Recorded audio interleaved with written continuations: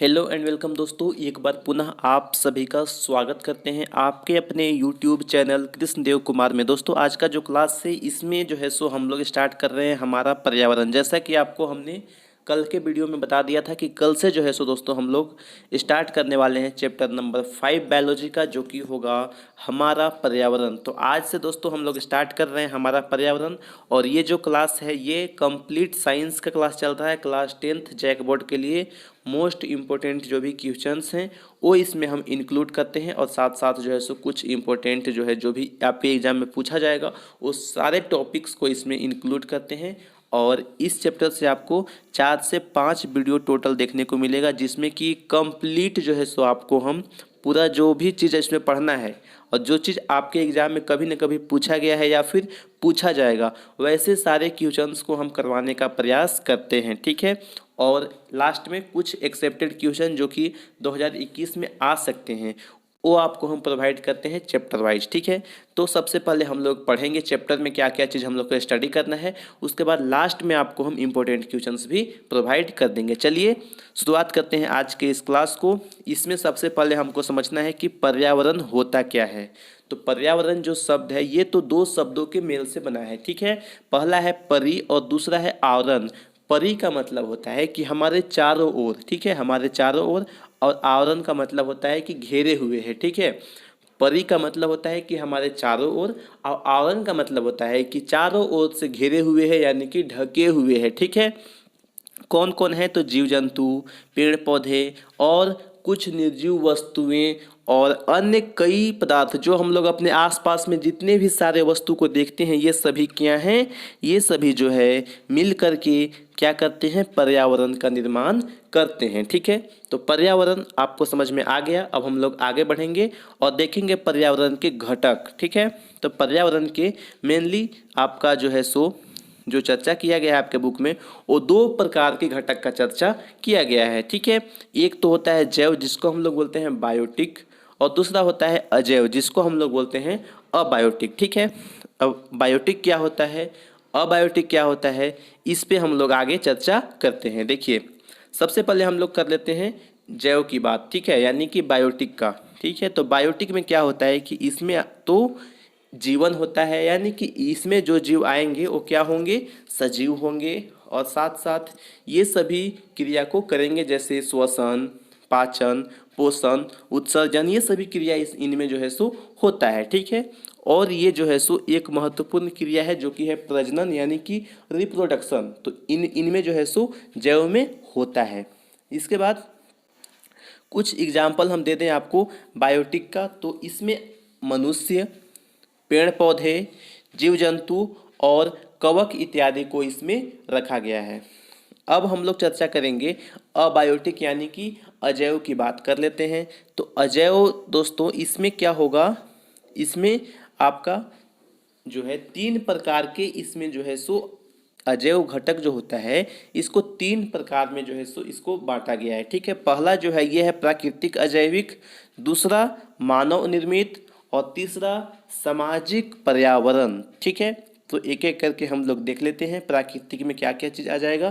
तो जो चीज़ प्राकृतिक के द्वारा जो है सो हम लोग को दिया गया है क्या क्या है, समुद्र हो गया, पर्वत, ऊर्जा, वायु, ये सभी जो हैं ये क्या है, प्राकृतिक अजैविक घटक के अंतर्गत जो है सो प्राकृतिक अजैविक अजैविक जो घटक है इसके अंतर्गत ये सारे चीज़ आ जाएंगे। अब देखते हैं हम लोग मानव निर्मित। तब मानव निर्मित में क्या क्या चीज़ आएगा, इसमें आएगा सड़क, इमारतें, मशीन इत्यादि को इसमें रखा गया है। इसके बाद अगला जो है सामाजिक पर्यावरण, इसमें भाषा, रीति रिवाज, जीवन शैली, ये सभी चीज़ इसमें आ जाता है। जैसे जैसे क्या करते हैं हम लोग, मान लीजिए कि अभी जो है सो हम लोग झारखंड में हैं तो यहाँ का जो है कुछ भाषा दूसरे तरह का होगा, और हम लोग जब केरला में जाएंगे तो वहाँ का भाषा अलग होगा, हम लोग बंगाल में जाएंगे तो वहाँ का भाषा अलग होगा, वहाँ का रहन सहन अलग होगा। कहीं जो है सो लोग कुर्ता पैजामा पहनते हैं, कहीं के लोग जो है सो मतलब पैंट और शर्ट पहनते हैं। तो जम्मू कश्मीर में जाइएगा तो वहाँ के लोगों का जो रहन सहन होगा, जो पहनावा होगा, जो भाषा होगा, वो सभी क्या होते रहेगा, डिफरेंट होते रहेगा। तो ये सभी जो हैं सामाजिक पर्यावरण के अंग हैं, ठीक है।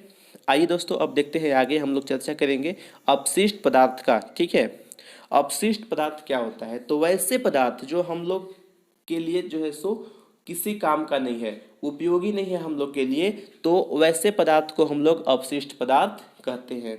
अब यहाँ पे अपशिष्ट पदार्थ कई प्रकार के हो सकते हैं। कुछ अपशिष्ट पदार्थ जो होते हैं हमारे शरीर से भी निकलते हैं, मल मूत्र वगैरह। तो ये सभी जो हैं, ये सभी क्या है, ये सभी जो दोस्तों मतलब एक तरह से कह सकते हैं कि वो यहाँ पे अपशिष्ट पदार्थ ही तो हो जाएंगे। ठीक है, जैसे यहाँ पे हम लोग के शरीर से जो मैल निकलता है ये सभी हम लोग का किसी काम का नहीं है, तो हम लोग जब हम लोग नहाते हैं तो क्या करते हैं, उसको रगड़ रगड़ करके पूरा एकदम से साफ कर देते हैं, उसको बाहर निकालते हैं, क्योंकि वो जो है सो हम लोग के लिए अपशिष्ट पदार्थ है, उसका कोई भी यूज नहीं है। ठीक है, इस वजह से दोस्तों हम लोग क्या करेंगे, उसको अपने शरीर से जो है सो त्याग करते हैं। उसका एग्जाम्पल के तौर पे मल मूत्र तो हमने बता दिया, गोबर, प्लास्टिक, कूड़ा कचरा इत्यादि इसके जो है सो अंग हैं। ठीक है, आइए देखिए आगे अपशिष्ट पदार्थ के प्रकार। अब हम लोग चर्चा कर लेते हैं। अपशिष्ट पदार्थ जो होते हैं ये भी आपका दो प्रकार के होते हैं। एक तो अपशिष्ट पदार्थ वो होते हैं जिनका जैव निम्नीकरण हो जाता है। जैसे यहाँ पे क्या होता है कि जो फलों के टुकड़े होते हैं, फल जो हम लोग काटते हैं या फिर सब्जी वगैरह काटते हैं, कुछ उसका छिलका वगैरह होता है, तो ये सभी बहुत जल्दी जो है सो क्या हो जाता है, इसका निम्नीकरण बहुत जल्द हो जाता है। तो ये दोस्तों उतना पर्यावरण को प्रदूषित भी नहीं करते हैं। ठीक है, लेकिन कुछ जो अजैव निम्नीकरण कुछ जो जैव निम्नीकरण की एग्जाम्पल है जो कि पर्यावरण को प्रदूषण करते हैं, और लगभग तो सभी करते हैं, लेकिन कोई कम करता है, कोई थोड़ा ज़्यादा करता है। तो ये डिफरेंस है। जैव निम्नीकरण वैसे पदार्थ को हम लोग कहते हैं जिसका अपघटन हो जाता है। किसको हम लोग बोलते हैं जैव निम्नीकरण? यहाँ पे एक एक करके सबसे पहले हम लोग समझ लें, फिर हम लोग समझेंगे कि कैसे ये पर्यावरण को प्रदूषित करते हैं, जैव कैसे करता है, और जो अजैव घटक है ये कैसे करता है पर्यावरण को प्रदूषित। तो सबसे पहले हम लोग यहाँ पे क्या करते हैं, जैव निम्नीकरण और अजैव निम्नीकरण दोनों को बारी बारी से समझ लेते हैं, उसके बाद हम लोग आगे बढ़ेंगे। देखिए जैव निम्नीकरण क्या होता है कि इसमें जो है सूक्ष्म जीव जो होते हैं, यानी कि बहुत छोटे जीव जिसको हम लोग नंगी आंखों से नहीं देख सकते हैं, जिसको देखने के लिए हमको माइक्रोस्कोप की आवश्यकता पड़ता है, तो वैसे जीव को हम लोग बोलते हैं सूक्ष्म जीव।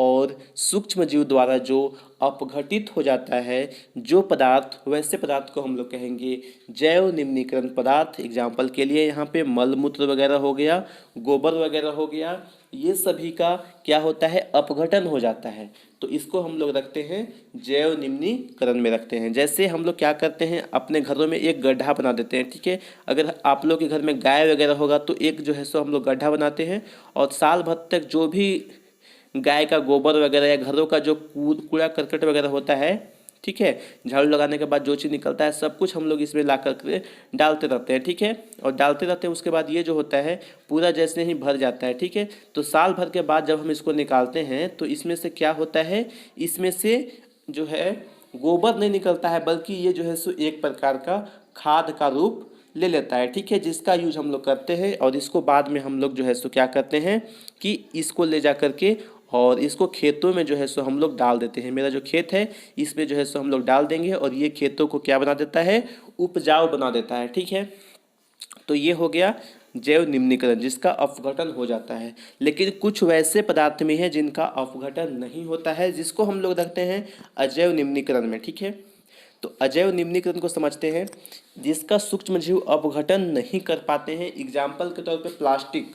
प्लास्टिक क्या होता है, ये लंबे समय तक अगर हम कहीं पे उसको फेंक दें, ठीक है, अपने खेत में ही मान लीजिए कहीं पे आपका अगर प्लास्टिक है, प्लास्टिक का जो बोतल होता है, बोतल, ठीक है, वो भी जो है सो प्लास्टिक का ही एक जो है सो रूप है, प्लास्टिक का ही बना हुआ है। थोड़ा प्लास्टिक से और ज़्यादा वो क्या है, हार्ड है, तो मतलब वो उसका जो है सो और भी जल्दी उसका जो है सो वहाँ पे अपघटन होगा ही नहीं, क्योंकि लंबे समय तक वो बना रहेगा, 10 साल 20 साल भी रह जाएगा, लेकिन उसका अपघटन नहीं होगा। अब वो अलग बात है कि वो जो है सो मिट्टी के नीचे दब जाए, ठीक है, लेकिन वो जो है सो मिट्टी में पूरी तरह से मतलब मिट्टी का रूप वो नहीं लेगा, उसका अपघटन नहीं हो सकता है, और होगा भी तो 50 साल 100 साल, तो ये कोई मायने नहीं रखता है। ठीक है, और ऐसा तो नहीं हुआ है कि इसका जो है सो अभी तक अपघटन हुआ है। इसीलिए हम लोग इसको रखते हैं वैसे पदार्थ में जिसका अपघटन नहीं होता है। शीशा, इसका भी अपघटन नहीं होगा।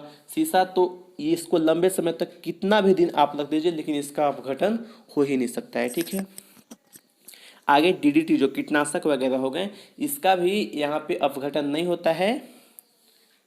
और आगे समझते हैं यहाँ पे, अब हम लोग देखते हैं पर्यावरण में प्रदूषण यानी कि इन्वायरमेंट में जो पोल्यूशन होता है अजैव निम्नीकरण और जैव निम्नीकरण के द्वारा इस चीज़ को हम लोग समझने का प्रयास करते हैं। सबसे पहले देखिए, जैव निम्नीकरण पदार्थ से हम लोग समझते हैं कि ये कैसे जो है हमारे पर्यावरण को प्रदूषित करता है। जो हमारा जैव निम्नीकरण पदार्थ था इसका तो अपघटन हो जा रहा था। ठीक है, तो जब इसका अपघटन हो जा रहा था तब तो इसको प्रदूषण करना नहीं चाहिए था, लेकिन फिर भी इससे जो है सो हमारे पर्यावरण में प्रदूषण होता है। कैसे होता है आइए हम लोग समझते हैं। देखिए, ये जो अपघटित यहाँ पे जो भी मतलब कि पदार्थ जो अपघटित हो रहा है, जब ये अपघटित होते हैं उस समय क्या होता है कि इसमें से जो है सो दुर्गंध और जो हानिकारक जो कि मतलब डेंजरस गैस जो है मुक्त होते हैं। जैसे मान लीजिए कि कोई डॉग जो है सो मर गया है, डेड हो गया है, ठीक है, उसको कहीं पे हम लोग फेंक दिए हैं।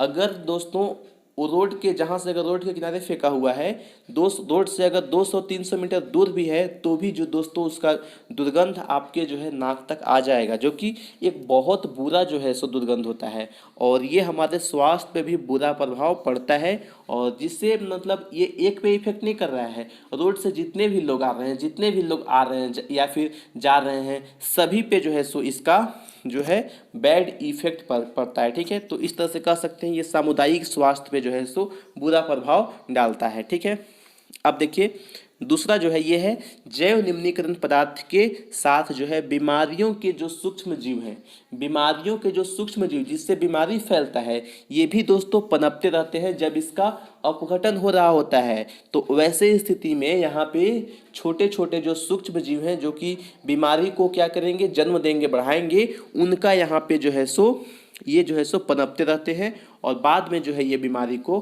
फैलाते हैं। तो इसीलिए जब भी हम लोग को अगर ऐसे जो भी कुछ भी जैसे डॉग मर गया या फिर उसको ऐसे खुले में उसको हमको नहीं फेंकना चाहिए, उसको हम लोग जनसंख्या वाले जगह जो है उसे काफ़ी दूर जगह पे उसको जो है सो ज़मीन के नीचे गाड़ देना चाहिए। ठीक है, ज़मीन के नीचे हम लोग अगर उसको गाड़ देंगे तो वो आसानी से अपघटित हो जाएगा और ज़्यादा उससे दुर्गंध भी नहीं आएगा। ठीक है, तो ऐसा हम लोग कर सकते हैं। खुले में फेंकेंगे तो उससे पूरा जो है सो आसपास जो भी मान लीजिए कि वहाँ पे हम लोग नहीं आते जाते हैं या फिर वो इंसानों के पहुँच से दूर है, लेकिन वहाँ पे अन्य जीव जंतु या फिर अन्य पशु पक्षी वो सभी में भी ये जो है सो इफेक्ट करेगा। ठीक है, तो इसीलिए हमको इसको ज़मीन के नीचे जो है सो इसको गाड़ करके और इसको जो है सो अपघटित करवाना चाहिए। ठीक है, आगे देखिए, अब समझते हैं अजैव पदार्थ ये कैसे हमारे पर्यावरण को प्रदूषित करते हैं, इस चीज़ को हम लोग समझते हैं। तो अजैव निम्नीकरण जो पदार्थ हैं ये अपने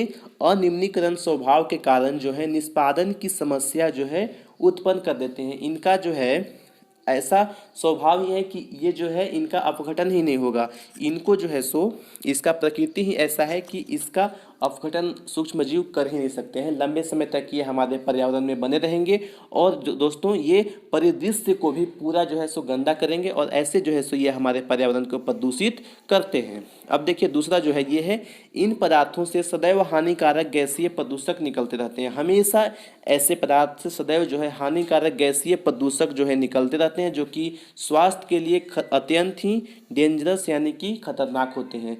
दोस्तों हम लोग यहाँ पे कह सकते हैं कि इस प्रकार से जो अजैव यहाँ पे अजैव नहीं यहाँ पे ठीक है, अजैव निम्नीकरण जो पदार्थ हैं ये हमारे पर्यावरण को प्रदूषित करते हैं। तो आशा करते हैं कि आपको यहाँ पे जो कुछ भी आज आप लोगों ने पढ़ा अच्छे से बिल्कुल समझ में आ गया होगा और आसान भाषा में हमने आपको समझाने का प्रयास किया है। यहाँ पे जो चीज़ हमने लिखा है ये दोस्तों हमने बुक का जरूर से हेल्प लिया है, लेकिन इसको अपने भाषा में हमने कन्वर्ट किया है। तो आपको जहाँ पे इसमें लगता है कि सुधार करने की आवश्यकता है, जो चीज़ आपको हार्ड लग रहा है उसको आसान भाषा में बिल्कुल आप लोग कन्वर्ट करके और नोट्स में लिखिएगा, क्योंकि आसान भाषा ही आपको जो है सो एग्जाम में याद रहेगा और आपका जो भाषा होगा उसी भाषा में आप लोग एग्जाम में लिखिएगा भी। तो अभी से दोस्तों आप लोग वैसे ही भाषा को जो है सो यूज कीजिए या फिर इसको समझने का प्रयास कीजिए, एक तरह से इसको याद करने का प्रयास बिल्कुल भी नहीं कीजिए, क्योंकि इसमें बहुत कुछ हमको पढ़ना है, इतना सारा चैप्टर है, 4 से 5 चैप्टर, कितना आप लोग रटिएगा, ठीक है। तो आप लोग इसको समझने का प्रयास कीजिए, अपने भाषा में नोट्स लिखिए, ताकि एक बार अगर आप लोग पढ़ लें तो अच्छे से आपको सब कुछ समझ में आ जाए कि क्या चीज़ हो रहा है।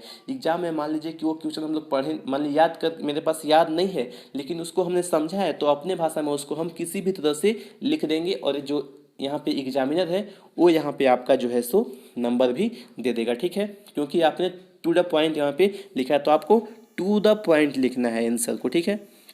टू द पॉइंट यानी कि पॉइंट को आपको मिस नहीं करना है, जो पॉइंट इंपॉर्टेंट है तो टू द पॉइंट लिखना है। ज़्यादा आपको जो है सो इसमें पूरा फैलाना नहीं है, क्योंकि ज़्यादा आपको नहीं लिखना होता है। क्वेश्चन का आंसर मैक्सिमम 1 पेज तक लिखना होता है, तो हम आपको इतना समझा दिए हैं कि आप लोग इसको बढ़ा करके और इसको जो है सो आप लोग खुद से लिख सकते हैं, ठीक है। तो आशा करते हैं कि आज का क्लास आपको पसंद आया होगा।